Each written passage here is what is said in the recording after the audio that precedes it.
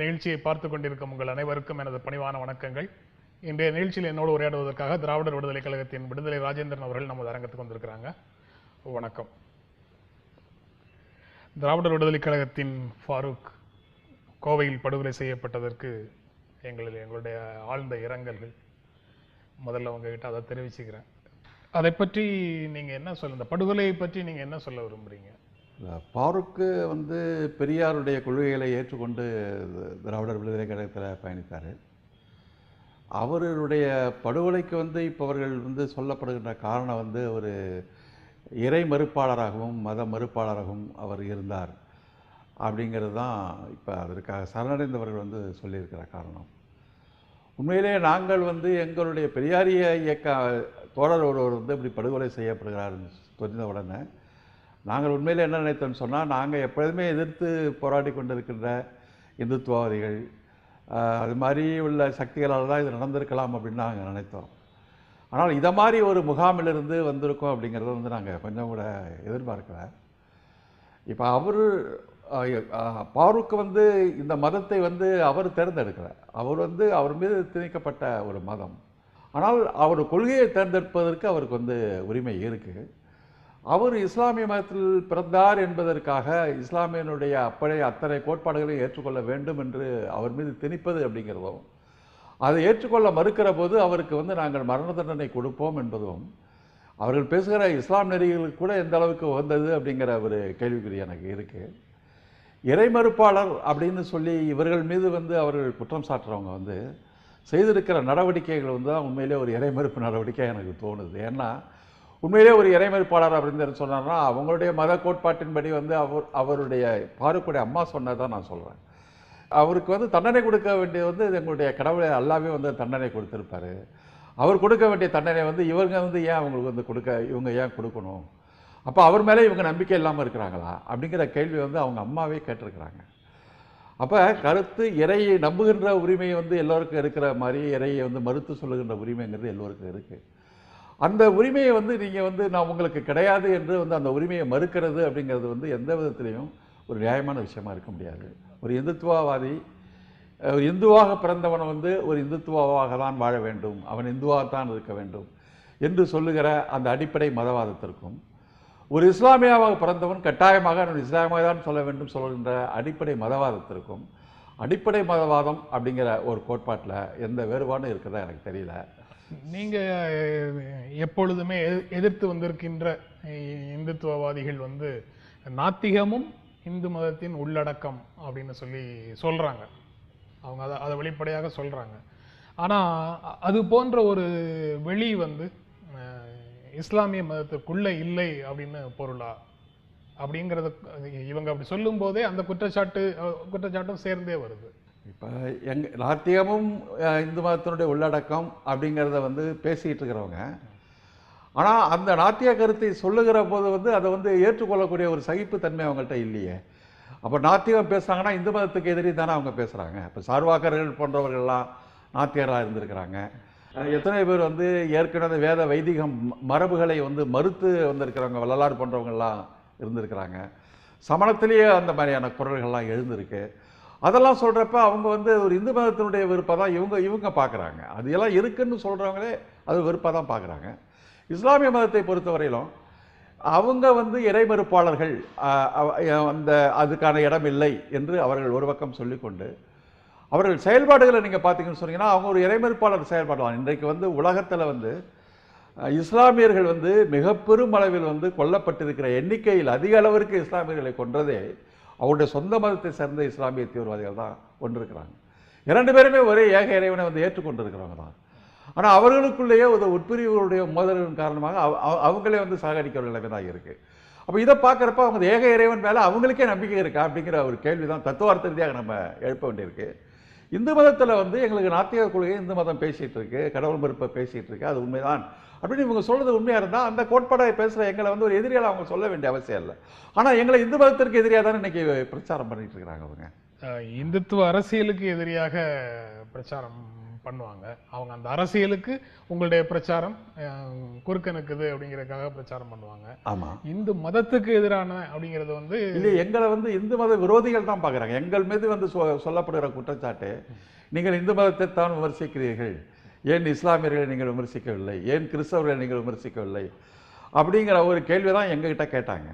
ஆனால் உண்மையிலேயே நாங்கள் வந்து எங்களுடைய பெரியாரியல் கொள்கையை ஏற்றுக்கொண்டு இருக்கின்ற இஸ்லாமியர்களாக இருந்தாலும் கூட அவர்கள் வந்து இஸ்லாமிய கடவுள்களையும் வந்து மறுக்கிறவங்க தான் அப்படிங்கிறத வந்து ஃபாரூக் வந்து இப்போ நிரூபிச்சிருக்காங்க அவர் மரணத்தின் காரணமாக.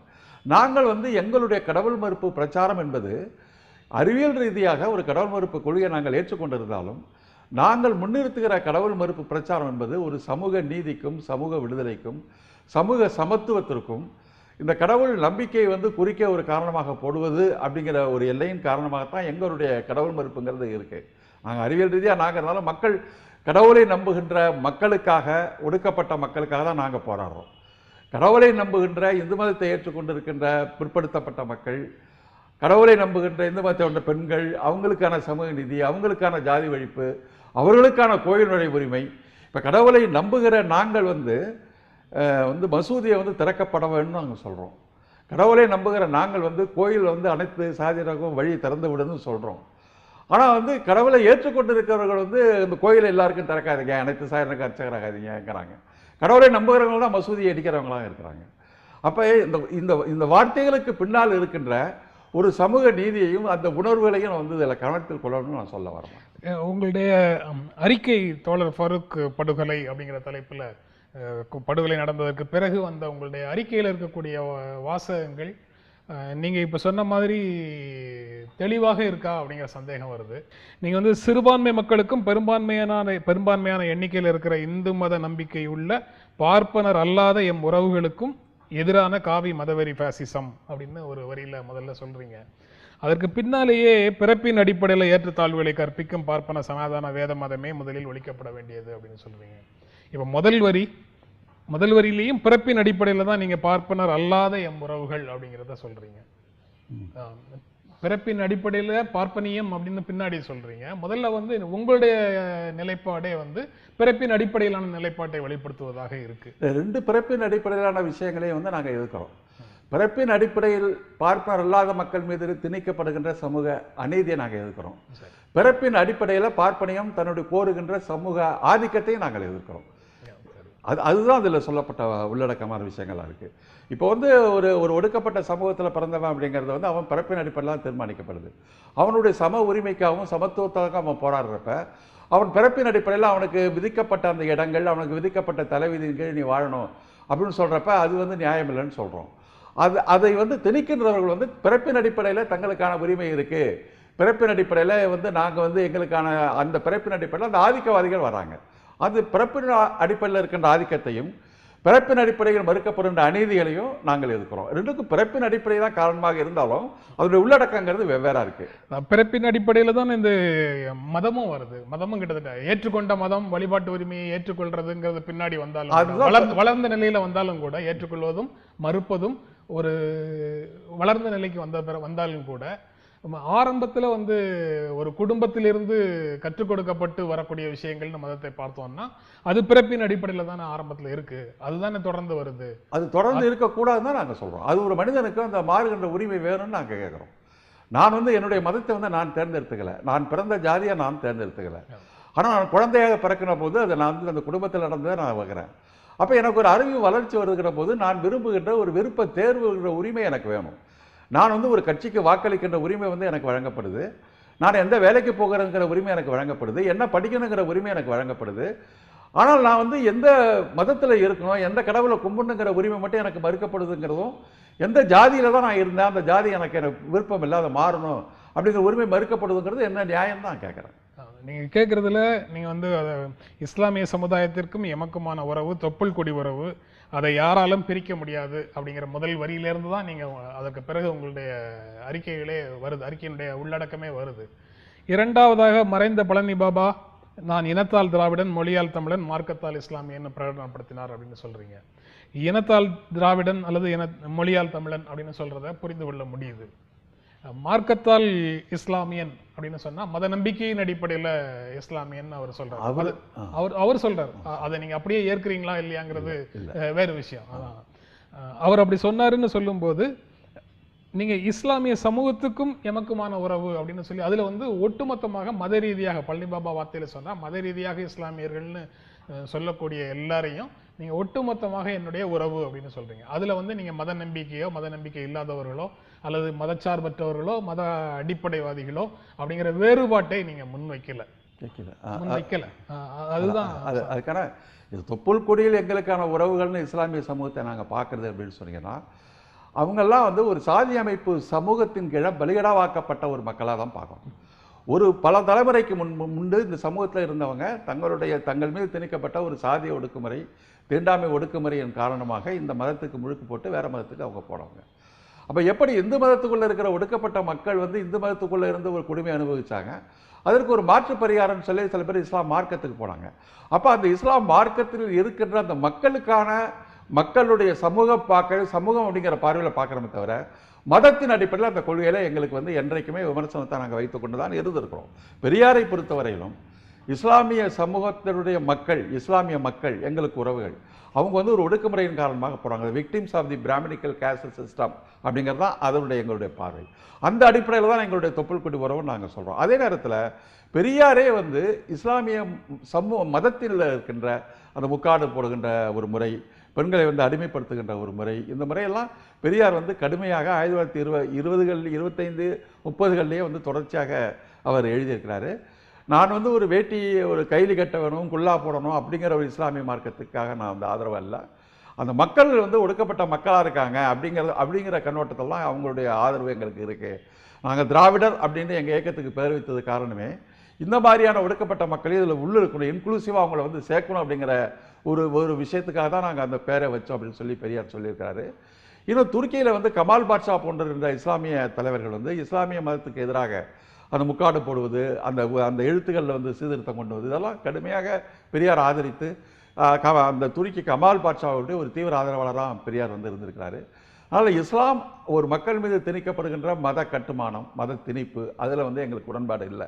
ஆனால் இஸ்லாமிய மக்கள் எங்களுடைய சமூக எப்படி சாதியால் பாதிக்கப்பட்டதோ அதிலிருந்து வெளியேறி போன மக்கள், அவங்களுக்கான சமத்துவ உரிமை மறுக்கப்படுது அப்படிங்கிறதால தான் நாங்கள் எங்களுக்கு தொப்புள் கொடி உறவு நாங்கள் சொல்லுவோம். ஆனால் நீங்கள் இப்போ சொல்கிற விஷயங்களை ஃபரூக் வந்து வெளிப்படையாக பேசியதால தான் இப்போ ஏற்பட்ட இந்த படுகொலை நடந்திருக்குது அப்படின்னு ஒரு புரிதல் வந்து இப்போ காவல்துறையினுடைய தகவல்கள்லேருந்து கிடைக்குது. ஆனால் சமூக வலைத்தளங்களில் அந்த கருத்துக்கும் மாறாக பல இஸ்லாமியர்கள் வந்து கருத்துக்களை சொல்கிறாங்க. அது சரணடைந்தவர்கள் என்னுடைய தொலைபேசி காணாமல் போச்சு, அதிலிருந்து கடைசி கால் அவருக்கு வந்திருக்குங்கிறதுனால என்னை தேடி வருவார்கள்ங்கிற நம்பிக்கையில் தான், அந்த மாதிரி ஒரு அச்சத்தில் தான் அவங்க சரணடைஞ்சிருக்கிறாங்க. நாங்கள் தான் கொலை செய்தோம் என்று சரணடையவில்லை அப்படிங்கிற மாதிரியான ஒரு கருத்தை அங்கே சொல்கிறாங்க. இது வந்து வழக்கு விசாரணை வந்து தொடங்கி நடப்பதற்கு முன்பு இதில் தெரிவிக்கப்படுகின்ற கருத்துகள் அப்படிங்கிறது வந்து கருத்து தெரிவிக்கிறவங்க அவங்களுடைய உள்ளத்துக்குள்ளே என்னென்ன விருப்பம் இருக்கோ அந்த விருப்பத்தை இந்த உண்மைகள் வெளியில் வராத அந்த இடைவெளியை பயன்படுத்தி கொண்டு தங்கள் மேலே இருக்கின்ற ஒரு அவப்பெயர் வந்து விடக்கூடாது அப்படிங்கிறதை வந்து இட்டு நிரப்புவதற்காக பயன்படுத்தப்பட்ட ஒரு வாதங்களாக தான் நம்ம எடுத்துக்கோமே தவிர இது ஒரு ஃபுல் ப்ரூஃபான நிரூபிக்கப்பட்ட ஒரு வாதங்களாக நம்ம எடுத்துக்கொள்ள முடியாது.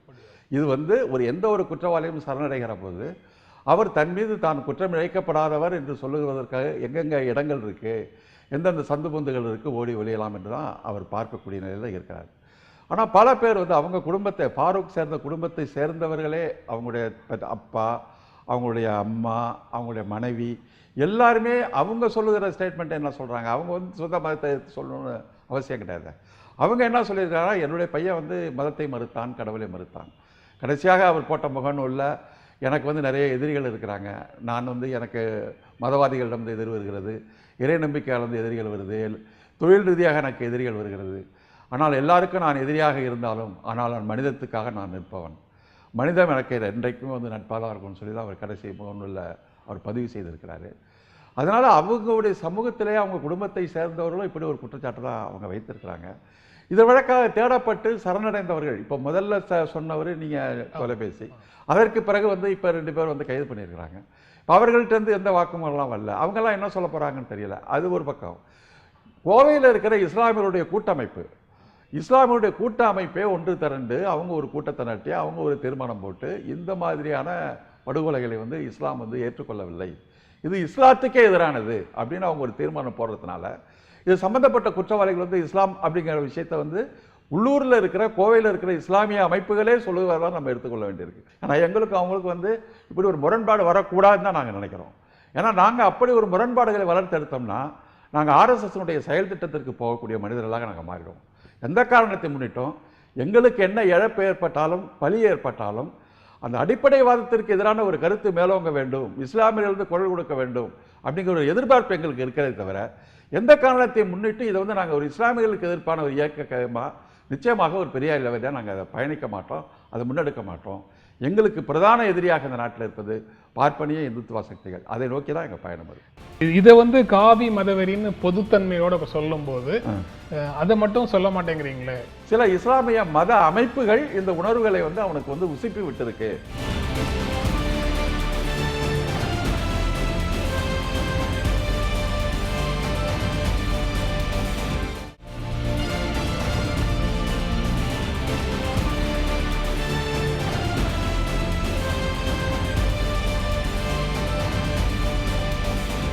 நீங்க ஆனா இதற்கு கூடுதல் முக்கியத்துவம் கொடுக்கிறதோ அல்லது இந்த குறிப்பிட்ட படுகொலையை நிகழ்த்தியவர்களை கடுமையாக கண்டிப்பதோ கூட நீங்க பிரச்சாரம் செய்யக்கூடிய உங்களுடைய எதிரிகளுக்கு சாதகமாக போயிடும்னு சொல்லி நீங்க டோன் டவுன் பண்ணி உங்களுடைய குரலை அடக்கி வாசிக்கிறீங்களா? அப்படி இல்லையா? டோன் டவுன் அப்படிங்கிறதுடைய அர்த்தம் வந்து இது வந்து ஒரு, அதாவது எங்களுக்கும் வந்து இஸ்லாமியர்கள் தான் இந்த நாட்டினுடைய ஒரு பிரதான எதிரிகள், அவங்க ஒரு அந்நிய சக்திகள், அவங்கள ஒரு ஆக்கிரமிப்பாளர்கள், அவங்கள ஒரு தேச விரோதிகள், அவர்கள் தான் அந்த நாட்டில் வந்து ஒரு பிரதான எதிரிகளாக கட்டமைக்கப்படுகின்ற ஒரு அரசியல், இந்துத்துவ அரசியல் நடந்துகிட்டு இருக்கு.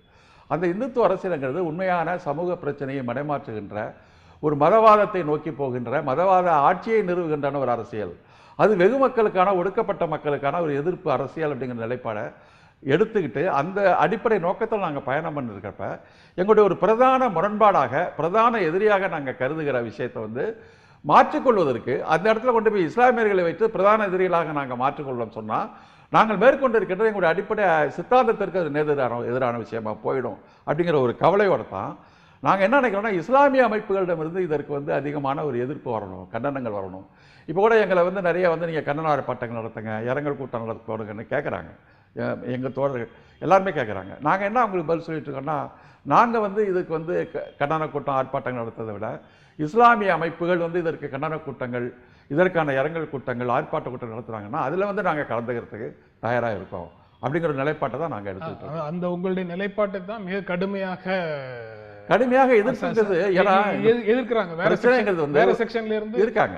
இது வந்து எந்த செக்ஷன்ல இருக்கிறாங்கன்னு சொன்னா, இப்போ எங்களுக்கும் இஸ்லாமியர்களுக்கும் இடையில வந்து ஒரு மோதலை உண்டாக்கி ஆர்எஸ்எஸ் உடைய செயல் திட்டத்திற்கு நாங்கள் பயன்படக்கூடிய ஒரு சக்தியாக மாற்ற வேணும்னு நினைக்கக்கூடியவங்க, அவங்க ஒரு இஸ்லாமியர்கள் பேரில், ஒரு ஃபேக் ஐடி பேரில், முகநூலில் வந்து அவர்கள் வந்து இப்படி ஒரு கருத்து உருவாக்கத்தை செய்கின்ற ஒரு முயற்சிகள் அவங்க ஈடுபட்டு இருக்கிறாங்க. இந்த படுகொலை இஸ்லாமிய அமைப்புகளே கண்டு செய்கிற மாதிரி இருக்காங்க. நீங்கள் இந்த ஒரு போக்குகளை பார்த்தீங்கன்னு சொன்னீங்கன்னா, உடனடியாக பல அரசியல் கட்சி நடத்துகிற இஸ்லாமிய அமைப்புகள், இந்த ஜவஹர்லா போன்றவங்க நடத்துகிறவங்க, இந்த எஸ்டிபிஐ அமைப்பு நடத்துகிறவங்க, பல இஸ்லாமிய அமைப்பில் முகநூல் எழுதுகின்ற தோழர்கள்லாம் உடனடியாக இது வந்து ஒரு கடவுள் மறுப்பாளன் கொலை செய்யப்பட்டிருக்கிறான் அப்படின்னு இருந்தால் கூட இது செய்தது வந்து தவறு அப்படிங்கிற ஒரு குரல் வந்து இஸ்லாமிய சமூகத்திலிருந்து எழுந்து வருகின்ற ஒரு நிலையை நம்ம பார்க்குறோம்.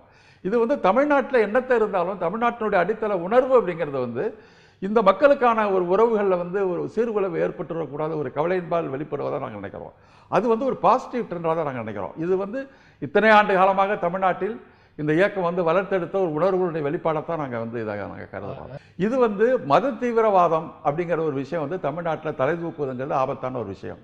அந்த மத தீவிரவாதத்தை வந்து தலை தூக்குவதனால தமிழ்நாட்டில் வாழ்கின்ற இஸ்லாமிய மக்களுக்கு தான் அதனால் வந்து ஒரு பெரிய ஆபத்து, நெருக்கடிகளை அவங்க சந்திக்க போகிறாங்க.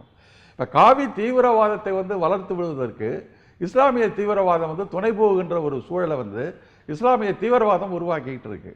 அதனால் இஸ்லாமிக் ஃபண்டமெண்டலிசம் அப்படிங்கிறதுக்கு வந்து தமிழ்நாட்டில் இடம் இருக்கக்கூடாது. இதை நாங்கள் கட்டாயமாக சொல்லிகிட்டு இருக்கோம், கடந்த காலத்தில் சொல்லிகிட்டு இருக்கோம், பெரியாரும் சொல்லிட்டு இருக்கிறாரு.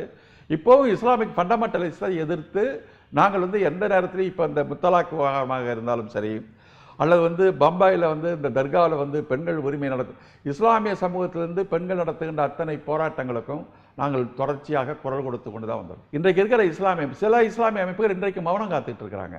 அதை பற்றி எந்த கருத்தும் சொல்லலை. இந்த தீவிரவாதத்தை வளர்ப்பதற்கு தமிழ்நாட்டில் இருக்கிற சில இஸ்லாமிய அமைப்புகள் ஊதிவிட்ட உணர்வுகளும் ஒரு காரணமாக இருக்குது. அண்மை காலமாக நாங்கள் அரசியலில் போக மாட்டோம், நாங்கள் மத தீவிரவாதத்தை பேசுவோம் என்று சொல்லி எந்த விழாக்களுக்கும் போகாதீங்க, எந்த பண்டிகைகளுக்கும் போடாதீங்க, ரொம்ப கடுமையான ஒரு மதவாதத்தை பேசிக் கொண்டிருக்கின்ற சில அமைப்புகளுடைய தூண்டுதல் காரணமாக தான் இந்த மாதிரியான சம்பவங்கள் நடந்திருக்கு. ஏற்கனவே பெரியார் இயக்கத்திலும் சரி, பெரியார் இயக்கத்திற்கு வெளியிலும் சரி, இஸ்லாமிய மதத்தை மறுத்து உதவி எறிந்த பல பேர் தமிழ்நாட்டில் இன்றைக்கி இருந்திருக்கிறாங்க. பெரியார் இயக்கத்தில் நிறைய பேர் இருந்திருக்கிறாங்க, எத்தனையோ கவிஞர்கள் இருந்திருக்கிறாங்க. இன்றைக்கி வந்து சல்மா இருந்திருக்கிறாங்க, என்குலாப் இருந்திருக்கிறாரு. இவங்கெல்லாம் அந்த பெரியார் காலத்தில் நூர்ஜஹான்ங்கிற ஒரு பெண் வந்து குடியரசு பத்திரிகைலாம் கடுமையாக எழுதியிருக்கிறாங்க. அப்புறம் எஸ்டி விவேகின்னு சொல்லி ஒரு முஸ்லீம் வந்து கடுமையாக இஸ்லாம் மதத்தை எடுத்து பெரியார் இயக்கத்தில் பேசியிருக்காரு. நாகை பாட்ஷா போன்றவர்கள்லாம் பெரியார் இயக்கத்தில் விவசாய சங்கத்தினுடைய தலைவர்களாக இருந்து அவங்க பருதாவெல்லாம் தூக்கி போட்டு ஒரு பெரிய புரட்சிகரமானவங்களாக இருந்திருக்காங்க. அவங்களுக்கெல்லாம் எந்த இதில் ஏற்றுக்கொண்டிருக்கு தமிழ் சமூகம். ஆனால் அண்மை காலமாக சில வருட காலமாக சில தீவிரவாத மதவாத சக்திகள் வந்து வெளிநாட்டில் ஐஎஸ் இருக்குது, ஆப்கானில் வந்து இப்படி ஒரு தாலிபான் இருக்குது, அதை போல் வந்து இங்கே நடக்கணும்னு சொல்லி ஒரு தவறான வழிகாட்டுதல் உந்துதலின் காரணமாக தான் இவங்கெல்லாம் இன்றைக்கி வராங்க. இந்த நிகழ்ச்சியின் காரணமாக இன்றைக்கு அவங்கெல்லாம் மௌனம் காத்துட்டு இருக்காங்க, ஒரு கள்ள மௌனம் காக்குறாங்க. அவங்கெல்லாம் இன்றைக்கு வெளிப்படையாக வந்து மத தீவிரவாதத்தை கடுமையாக நாங்கள் கண்டிக்கணும்னு நாங்கள் எதிர்பார்க்குறோம். அப்படி அவங்க கண்டிக்காட்டின்னு சொன்னீங்கன்னா ஏன் கண்டிக்கலைங்கிற கேள்வியை நோக்கி நாங்கள் அடுத்த கட்டத்துக்கு போவோம். ஆனால் இவங்கள மத தீவிரவாதத்தை கண்டிக்கிறோம். நாங்கள் இஸ்லாமியர்களே ஒட்டுமொத்தமான எதிரின்னு ஒரு உணர்ச்சியின் அடிப்படையில், அந்த உந்துதலின் அடிப்படையில் ஒரு முடிவெடுத்து செயல்படுவது சரியான அணுகுமுறை இல்லைங்கிறது நாங்கள் நினைக்கிறோம். இல்லை, இந்த காவி மதவெறி பாசிசம் அப்படின்னு நீங்கள் வந்து பெயர் சொல்லி சொல்கிறீங்க. இந்த படுகொலைக்கு காரணம் மத அடிப்படைவாதம்னு மட்டும் பொதுவாக சொல்கிறீங்களே. இஸ்லாமிய மத அடிப்படைவாதம் அப்படிங்கிறது இஸ்லாமிய மத அடிப்படைவாதம்னு சொல்வது சரியில்லைன்னு பல காலமாக பேசிட்டு இருக்கிறோம். இப்ப சரின்னு நாங்க சொல்லவே இல்லையே. இல்ல, குறிப்பாக இதை வந்து காவி மதவெறின்னு பொதுத்தன்மையோட சொல்லும் போது அதை மட்டும் சொல்ல மாட்டேங்கிறீங்களே. அதை அப்படி சொல்லணும்னு கேட்கல, இதையும் சொல்றதை தவிர்க்கலாமான்னு கேட்கிறேன். இஸ்லாமிய பயங்கரவாதத்தை நாங்கள் கடுமையாக எதிர்க்கிறோம். இஸ்லாமிய பயங்கரவாதத்திற்கு எதிராக நாங்கள் மட்டுமல்ல, இஸ்லாமிய அமைப்புகளும் கடுமையாக போராடணும். தமிழ்நாட்டு சூழலுக்கு இஸ்லாமிய பயங்கரவாதம் என்பது இஸ்லாமியர்களுக்கு ஒரு பாதுகாப்பாளனாக நிச்சயமாக இருக்க முடியாது. அப்படிங்கிறத நீங்க இஸ்லாமியர்களுக்குள்ள ஒரு அமைப்பு நடத்தக்கூடிய பயங்கரவாதம், இது ஒரு இஸ்லாமிய அமைப்பு நடத்துனது அப்படிங்கிற மாதிரியான நமக்கு தெரியும். எந்த அமைப்பு செஞ்சாங்க அல்லது தனி நபர்கள் செய்யக்கூடிய அது ஒரு பயங்கரவாதம் தான். பயங்கரவாதம். ஆனா அதை வந்து நீங்க வந்து மதத்தோட தொடர்புபடுத்தி சொல்வது சரியா அப்படிங்கிற கேள்வியாக அதை கேட்கிறேன். அவன் செய்திருக்கிறது வந்து மதத்தோட தொடர்புபடுத்தான பேசுறான்.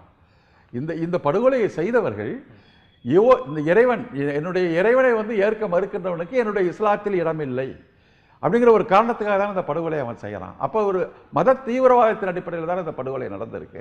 ஆமா, அது தனிநபர்களுடைய தீவிரவாத உணர்வு அல்லது பயங்கரவாத செயல் அப்படின்னு தான். தனிநபருடைய பயங்கரவாத தீவிரவாத செயல் தமிழகத்தில் இத்தனை ஆண்டு காலம் இல்லாத ஒரு நிலையில இன்றைக்கு வந்ததற்கு காரணம் சில இஸ்லாமிய மத அமைப்புகள் இந்த உணர்வுகளை வந்து அவனுக்கு வந்து உசுப்பி விட்டிருக்கு அப்படின்னு நாங்கள் நினைக்கிறோம். காவல்துறையினுடைய கூற்றுகளின்படி பார்த்தா கடந்த காலத்தில் இது போன்ற செயல்கள் தமிழ்நாட்டில் இல்லை, இப்போதான் அப்படின்னு சொல்றது சரியாங்கிற கேள்வி வருது. இதற்கு முன்னால இலக்கு வந்து பெரியாரிஸ்டுகளாக இல்லை, அல்லது சமத்துவம் சமூக நீதி பேசுகிறவர்களாக இல்லை, நேரடியாக இந்து மத அமைப்புகளை இந்து மத அரசியலை தூக்கி பிடிக்கிற அமைப்புகளாக, இந்துத்துவ அரசியலை தூக்கி பிடிக்கிற அமைப்புகளாக இருந்திருக்கும். அப்படி படுகொலைகளை காவல்துறை கடந்த காலத்தில் சுட்டி காட்டி இருக்குது. அந்த படுகொலைகள் இரண்டு தரப்புலையும் நடந்திருக்கு. இந்து பயங்கரவாதத்திலும் பக்கம் நடந்திருக்கு, இஸ்லாமிய பயங்கரவாதத்திலையும் நடந்திருக்கு. சில இந்து பயங்கரவாதிகளை வந்து அது மாதிரியான ஒரு தாக்குதல்கள் நடத்திட்டு இஸ்லாமியர்கள் மேலே கைது பண்ணி வழக்கு தொடர்ந்த விஷயங்கள் நடந்திருக்கு. தென்காசியில் சென்னையில் நடந்த RSS அலுவலக குண்டு வெடிப்பு, இது மாதிரி நிகழ்வுகளில் இவங்களே தங்களுடைய அலுவலகத்தை கொண்டு வச்சு அவங்க வந்து இஸ்லாமிய மேலே பயங்கரவாதம் போட்டிருக்கவும் இருக்குது. இஸ்லாமியத்தை சேர்ந்தவர்களும் சில RSS தலைவர்களை குறிவைத்து அவர்களை வந்து ஆன்கிலேஷன், அவங்கள வந்து ஒரு மரண தண்டனை கொடுக்கணும் அப்படிங்கிற ஒரு பயங்கரவாதமும் அந்த பக்கம் இருந்தது. ரெண்டு பக்கமும் நடந்திருக்கு. இப்போ இந்தியா முழுதும் பார்க்குறீங்கன்னா வட மாநிலம் பார்த்தீங்கன்னா அசீமானந்தா போன்றவர்கள், அந்த பிரயாக் சிங் போன்றவர்கள், அவர்களெல்லாம் வந்து ஒரு படுகொலையும் ரயில் வண்டி தாக்குதலையும் மசூதி தாக்குதலையும் நடத்திவிட்டு அதை வந்து இஸ்லாமிய மீது பழி போட்டு இஸ்லாமியர்கள் கைது செய்யப்பட்டு அதற்கு பிறகு இந்த தாக்குதலை நடத்துகிறவங்களே அவங்க தான் சொல்லி கைது செய்யப்பட்டு இன்றைக்கு அவங்கெல்லாம் வந்து தண்டனை விதிக்கப்பட்ட நிலைமையில வடநாட்டிலேயே நடக்குது. இந்த பயங்கரவாதங்கிறது வந்து நீதிமன்றம் அவர்களை விடுவிக்கிறதுக்கு தண்டனை கொடுத்திருக்கு. இப்ப அசீமானந்தாங்கிறவர் ஒப்புதல் வாக்குமூலமே கொடுத்திருக்கிறாரு. நான் தான் இதெல்லாம் செஞ்சேன்னு ஒப்புதல் வாக்குமூலம் டெல்லி மாநகர நீதிமன்றத்தில் ஒப்புதல் வாக்குமூலம் அவர் கொடுத்திருக்கிறார். ஒப்புதல் வாக்குமூலம் கொடுத்தவரே வந்து அவருக்கு சரியான சான்றுகள் இல்லைன்னு சொல்லி நீதிமன்றம் வந்து விடுதலை செய்யுது. அப்புறம் அதே வழக்கில் இன்னைக்கு தண்டிக்கப்பட்ட 3 பேரும் இஸ்லாமியர்கள் பயங்கரவாதிகள் தண்டிக்கப்பட்டிருக்காங்க. தண்டிக்கப்பட்டவங்களும் 13 பேர் விடுதலை பெற்றிருக்காங்கன்னா 3 பேர் தண்டிக்கப்பட்டிருக்காங்க. அதற்காக அதனால இது வந்து வடநாட்டில் வந்து இந்து பயங்கரவாதமே பல நடவடிக்கைகளை எடுத்துட்டு அது இஸ்லாமிய பயங்கரவாதம் கட்டமைக்குது. தமிழ்நாட்டில் வந்து இந்து பயங்கரவாதம் வந்து இதே வேலையை செய்யுது, இஸ்லாமிய பயங்கரவாதம் இதுவும் செய்யுது. 2 பயங்கரவாதங்களும் வந்து சமூகத்துக்கு எதிரானதுங்கிறதுல எங்களுக்கு எந்த கருத்து வேறுபாடு இல்லை.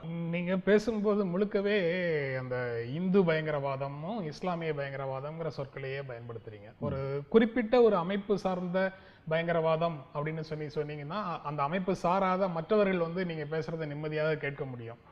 நீங்க வந்து இந்து பயங்கரவாதம் அல்லது இஸ்லாமிய பயங்கரவாதம் தான், நான் இஸ்லாமியராக இருக்கும்போது எனக்கும் பயங்கரவாதத்துக்கு எந்த விதமான சம்பந்தம் இல்லாத போது மன்னிக்கணும். அது நீங்க சொல்லுகிற கமைப்பில் வந்து அது வந்து ஒரு சொல்லுக்கான ஒரு சொற்றொடர் அப்படிங்கிறதுல தான் நான் பார்த்தேன். அந்த அந்த வார்த்தை நான் பயன்படுத்த வர ஒட்டுமொத்த இந்துக்கள் யாருமே பயங்கரவாதிகள் என்றோ ஒட்டுமொத்த இஸ்லாமியர்கள் யாரும் பயங்கரவாதிகள் நிச்சயமா சொல்லலை. இன்னும் சொல்ல போனால் பெரும்பான்மையான இந்து மக்களாக இருக்கின்றவர்கள், பெரும்பான்மையான இஸ்லாம் மக்களாக இருக்கிறவங்க யாருமே வந்து ஒரு வன்முறையோ ஒரு கலவரத்தையோ தன்னுடைய மதத்தின் சார்பாக ஒரு பயங்கரவாத நிகழ்வு நடக்க வேண்டும் என்பது யாருமே விரும்புறது. யாருமே எல்லாம் அமைதியை தான் விரும்புகிறாங்க. ஆனால் ஒரு சிலர் தான் இதை வந்து ஒரு அடுத்த கட்டத்துக்கு நகர்த்தணும், மத கலவரமாக மாற்றணும், இதை வந்து ஒரு மத கான்ஃபரன்டேஷனாக முன்னிறுத்தணும்னு நினைக்கக்கூடிய வெகு சிலர் தான் 2 தரப்புலையும் நடத்துகிறாங்க. இப்போ RSS அமைப்பு அப்படி இருக்கு இன்னைக்கு தமிழ்நாட்டிலையும் இந்தியா முழுவதும் இருக்கிறதுல பெரும்பான்மை மக்கள் இந்துக்கள் தான். ஆனால் பெரும்பான்மை மக்கள் இந்துக்களும் வந்து இந்து பிலாசபியும் RSS தத்துவத்தையும் பிஜேபியோட பிலாசபியை ஏற்றுக்கிட்டு இருக்காங்கன்னே சொல்ல முடியாது. அவங்க நான் இந்துக்கிறங்கிற உணர்வு அவங்களுக்கு இருக்கும். ஆனால் அதை வந்து ஒரு தீவிரவாதமாக மாற்றுவதற்கு எந்த வெகு மக்களும் விரும்பலை. ஏன்னா அவங்கவுங்களுக்கான வாழ்க்கை பிரச்சனை இருக்கு, அவங்கவுங்களுக்கான ஒரு சமூக பிரச்சனை இருக்கு. அதனால் ஒட்டுமொத்தமான மக்களை வந்து அதில் குற்றக்குற்றம் நிறுத்த முடியாது. ஆனால் இந்த பயங்கரவாதிகள் என்ன சொன்னால் ஒட்டுமொத்த உணர்வாக கட்டமைக்கிறாங்க. நாங்கள் அப்படி கட்டமைக்கலை. நான் வந்து அது பயன்படுத்தின சொல் அப்படிங்கிறது வந்து அந்த நோக்கத்தில் செயல்படுகிற நபர்களைத்தான் நான் சொன்னனே தவிர ஒட்டுமொத்தமான சமூகத்தை நான் குறிக்கல. தனி மனிதர்களாக இருந்தாலும் சரி, அமைப்பாக இருந்தாலும் சரி, அது அவங்களுடைய நோக்கம் வந்து அந்த நோக்கத்தில் செய்யறாங்க. அதுதான் நான் சொல்லுவேன். மதத்தை அடிப்படையாக வச்சு அவங்களுடைய செயல்பாடு இருக்கிறதுனால நீங்க அந்த மாதிரி பேரை பயன்படுத்துறீங்க. ஒட்டுமொத்தமாக நிச்சயமா இல்லை. என்னன்னா இப்ப எங்க அமைப்பில் நீங்க இந்துக்கள் நீங்க பாத்தீங்கன்னு சொன்னீங்கன்னா இப்ப எல்லாமே எடுத்துங்க. இப்ப உத்தரப்பிரதேசல வந்து பிஜேபி ஜெயிச்சிருக்கு. பிஜேபி ஜெயிச்சது ஒரு இந்துத்துவ வச்சுன்னு சொல்ல முடியாது. இவர் யார்? முலாயம் சிங் யாரு? முலாயம் சிங் பையன் யாரு? மாயாவதி யாரு? இல்லை காங்கிரஸ் கட்சியில் இருக்கிற யாரு? எல்லாமே அதே இந்துக்களாக சேர்ந்தவங்க தானே, அதை எதிர்த்தவங்க தானே அவங்களும் ஓட்டு போட்டிருக்கிறாங்க. அவங்க எல்லாமே வந்து இப்படி இந்துத்துவ பக்கமாக போயில்லை. அவங்களுக்கு 41% ஓட்டு வந்துச்சுன்னா இவங்க 44% ஓட்டு இவங்க வாங்கியிருக்காங்க, எதிர்த்து வாங்கியிருக்கிறாங்க. அது எப்படி ஒட்டுமொத்தமாக எல்லாரும் இந்துத்துவ பக்கம் போயிருப்பாங்கன்னு சொல்ல முடியும்? தமிழ்நாட்டில் திமுக யாரு, அதிமுக யாரு, காங்கிரஸ் யாரு? எல்லாமே ஒரு பிறப்பட அடிப்படையில் இந்துக்கள்னு சொல்கிறவங்க தானே. இதே காங்கிரஸ் வந்து RSS பிஜேபி எதுக்குது? அவங்கள வந்து ஒட்டுமொத்தமாக அவங்க வந்து அந்த தீவிரவாத தன்மையும் அந்த அரசியல் மயப்படுத்தப்படுறது அப்படிங்கிற விஷயத்த தளத்தில் தான் இருக்கிறாங்க. அதே சமயத்தில் இவங்க எல்லாமே இந்து நம்பிக்கையாளர்களும் இந்த உணர்வாளர்களும் தான் இருக்கிறாங்க. அவங்க எல்லாம் எங்களுக்கு எதிரி இல்லை. நாங்கள் பேசுகிற சமூக நீதி, நாங்கள் பேசுகிற சாதி ஒழிப்பு, நாங்கள் வலியுறுத்துகிற தீண்டாமைக்கு எதிரான ஒடுக்குமுறை எல்லாமே இந்துக்கள் என்று சொல்லப்படுற மக்கள் பக்கத்தான நாங்கள் நிற்கிறோம். ஆனால் ஒரு மத அடிப்படையில் அவங்க ஒடுக்கப்பட்டாங்கிறதால அவங்களுடைய நீதிக்கு நாங்கள் பேசுவோம். நீங்க இப்ப பேசும்போதும் தமிழ்நாட்டில் இருக்கக்கூடிய திமுக யாரு, அதிமுக இருக்கக்கூடியவங்க யாரு?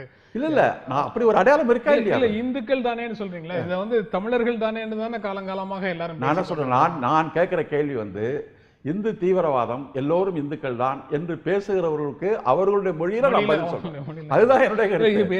நான் வந்து என்னுடைய கருத்து வந்து இவங்க எல்லாம் இந்துக்கள் எல்லாம் தமிழர்கள்ங்கிறது எங்களுடைய அடையாளம். ஆனால் அவர்கள் பேசுகிற மொழியிலே நான் அவர்களுக்கு பதில் சொல்றேன். அவங்க பேசுற மொழியில அவங்களுக்கு பதில் சொல்றீங்க. ஆனா நடைமுறையில இங்க நீங்க சொன்ன 2 இயக்கங்கள்ல ஒரு இயக்கத்துல உள்ள தலைமையே வந்து இங்க இருக்கக்கூடியவர்கள் 90% இந்துக்கள் தான். மை ஆர்குமெண்ட் இஸ், நான் வந்து என்னுடைய ஆர்குமெண்ட்ங்கிறது வந்து இந்துக்கள் இல்லாம வந்து இந்து தீவிரவாதத்திற்கு துணையாக இருக்கிறாங்க. நானும் நீங்க ஒரு என்ன சொன்னீங்க, இந்து தீவிரவாதம் இஸ்லாமிய தீவிரவாதம் பொது சொல்ல நீங்க பயன்படுத்துறதுனால ஒட்டுமொத்த மக்களுடைய உணர்வு நீங்க அது புண்படுத்தாதா அப்படிங்கிற ஒரு கேள்விக்கு நீங்க கேட்டப்ப அதற்கான ஒரு விளக்கமாகத்தான் அந்த சொல்லாடலுக்கு இருந்து நான் விளக்கம் அளித்தேன். இப்போ பிற்படுத்தப்பட்டவர்கள் தீண்டப்படாதவர்கள் இல்லை, அன்டச்சபிலிட்டி தலித் மக்கள் வந்து தீண்டப்படாமல் இருக்காங்க. இப்போ பிற்படுத்தப்பட்ட மக்கள் வந்து எதுக்கு வந்து தலித் மக்கள் வந்தாங்கன்னா தனக்கு கீழே வந்து ஒரு தீண்டப்படாத மக்கள்ங்கிற தான் ஒடுக்குமுறை இருக்கு. இப்போ தீண்டப்படாத மக்கள்னு தனியாக ஒரு அணி இல்லைன்னு சொல்லி காந்தி மாதிரி சொல்லி நாங்கள் ஏமாத்திட்டு இருக்க விரும்பல. அது மாதிரி இஸ்லாமியங்கிறது ஒரு ஐடென்டிட்டி இருக்குது சமூகத்தில். அது வந்து ஒரு சமூக அடையாளமாக நாங்கள் பார்க்குறோம், மதத்தினுடைய அடையாளமாக நாங்கள் பார்க்கல. தலித் மக்களை ஒரு சமூக அடையாளமாக பார்க்குறோம். அது சமூகத்தில் ஒரு தனி செக்டாக வைக்கப்பட்டிருக்கு. இப்போ தனித்தனி செக்டாக பாதிக்கப்பட்ட பிரிவுகளாக ஒதுக்கப்பட்ட மக்களுக்குள்ள ஒரு ஓர்மை வரணும், ஒரு ஒன்றுபட்ட ஒரு போராட்டத்தை முன்னெடுக்கணும். இது அங்கீகரிக்க கட்சிகளாக யார் இருக்குன்னு சொன்னால் அம்பேத்கரும் இருக்குது, மார்க்சியம் இடதுசாரி கட்சிகள் இருக்குது, பெரியாரியம் இருக்குது. அப்போ தத்துவார்த்த களத்திலையும் அரசியல் களத்திலையும் இந்த ஒரு ஒருங்கிணைப்பு அப்படிங்கிறது தேவை. அத்தனை போராட்டங்களில் இன்னைக்கு சமூக களத்தில் நிற்கிறவங்க யாருன்னு சொன்னால் அடிப்படையில் பகுத்தறிவாளர்களும் சாதி எதிர்ப்பாளர்களும் மத மறுப்பாளர்களும் தான் இன்றைக்கு எந்த முற்போக்கு இயக்கங்களில் இருக்கிறவங்களும் இருந்துட்டு இருக்கிறாங்க. நீங்கள் வேற எந்த மாநிலத்திலையும் நீங்கள் வந்து இப்படி ஒரு நிலைமை நீங்கள் பார்க்க முடியாது. அவர்கள் தான் இன்னைக்கு அடுத்த கட்டத்துக்கு ஒவ்வொரு அவங்க கொடுக்க வேண்டிய முன்னுரிமைங்கிறது வெவ்வேறு செயல் திட்டங்களுக்கு இருக்குது.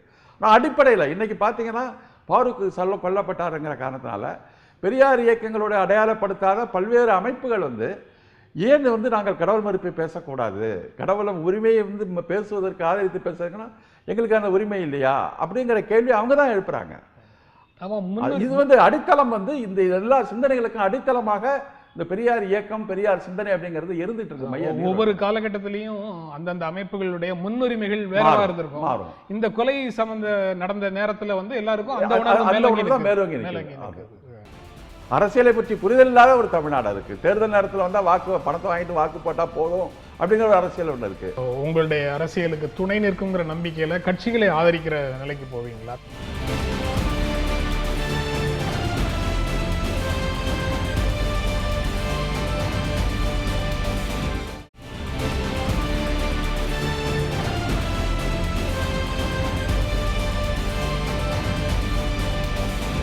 நீங்கள் தமிழ்நாட்டில் இந்த மாதிரி மத மறுப்பாளர்கள் சாதி மறுப்பாளர்கள் இந்த மாதிரி ஆட்கள் தான் போராட்ட காலத்தில் இருக்காங்க அப்படின்னு சொல்றீங்க. இது ஒரு தமிழ்நாடு.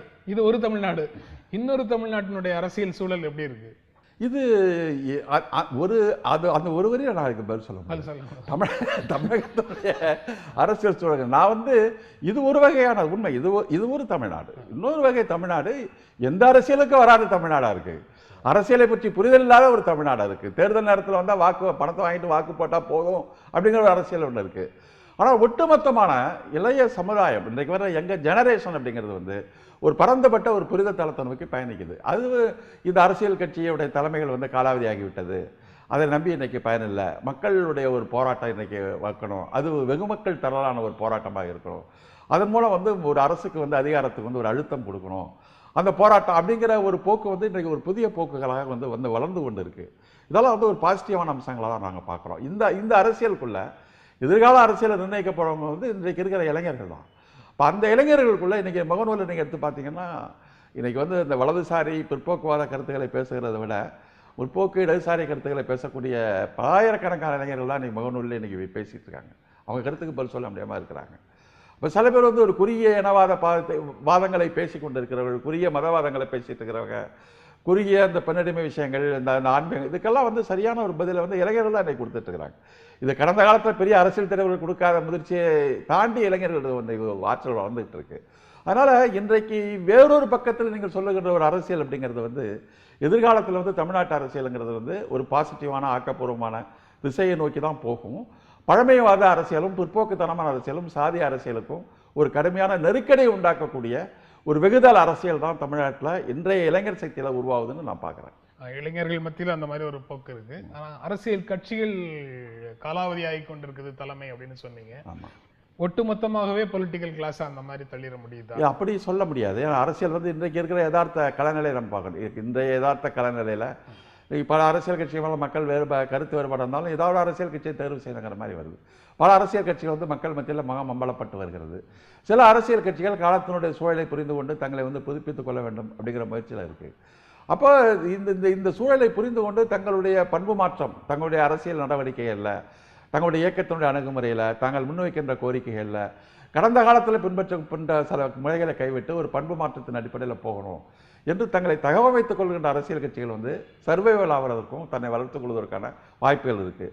அது மாதிரியான போக்குகளை இன்றைக்கி நம்ம பார்க்க முடியுது. நான் உதாரணத்துக்கு சொன்னால் இப்போ திராவிட முன்னேற்ற கழகத்துடைய செயல் தலைவர் ஸ்டாலின் வந்து இப்போ என்ன சொல்கிறாருன்னு சொன்னால், காலில் வந்து என் காலில் யாரும் விழாதீங்க, எனக்கு வந்து இந்த துண்டு இதெல்லாம் போடாதீங்க, அந்த துண்டெல்லாம் போடாதீங்க, அதுக்கு பதிலாக வந்து எனக்கு வந்து புத்தகம் வாங்கி கொடுங்க, மக்களுக்கு டிஸ்டர்ப் பண்ணுற மாதிரி அந்த ஃப்ளக்ஸ் எல்லாம் வைக்காதீங்க, அதில் வந்து என்னுடைய படத்தெல்லாம் வைக்காதீங்க என்று சொல்லக்கூடிய ஒரு கட்டத்துக்கு வந்து அவங்க வந்திருக்கிறாங்க. வேற ஒரு கட்டத்தில் வந்திருக்கிறாங்க.